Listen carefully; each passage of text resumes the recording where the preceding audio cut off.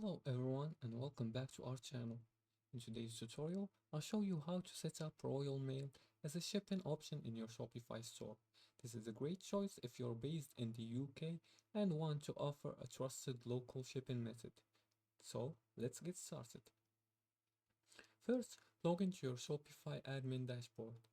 In the bottom, to do so, just go to your browser and then in the search bar type shopify.com. Click on it. After the website appears, click on Login.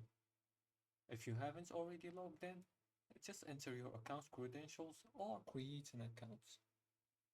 After logging into your Shopify admin dashboard, in the bottom left corner, click on Settings to open the main settings menu. Just go to the bottom here and click to it. It's next to the gear icon here. Now in the settings menu, click on shipping and delivery. This is where you will manage all the shipping options and rates available in your store. To make sure Royal Mail is available to customers in specific regions, you'll want to create a shipping zone.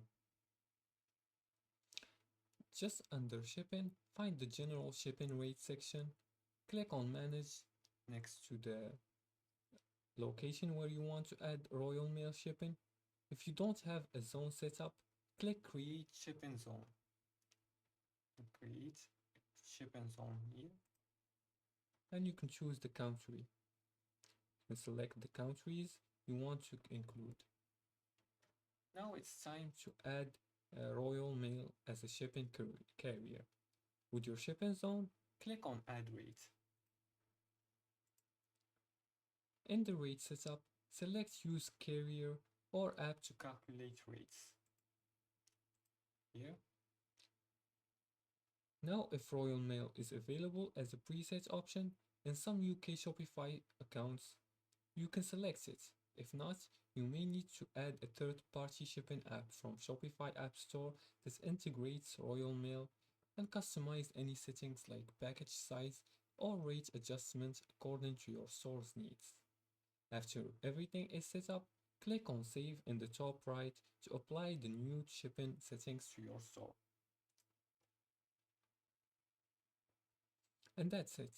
Royal Mail is now set up as a shipping option in your Shopify store, and customers can choose this trusted shipping provider at checkout.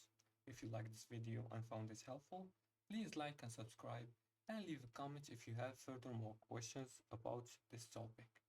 See you in the next tutorial.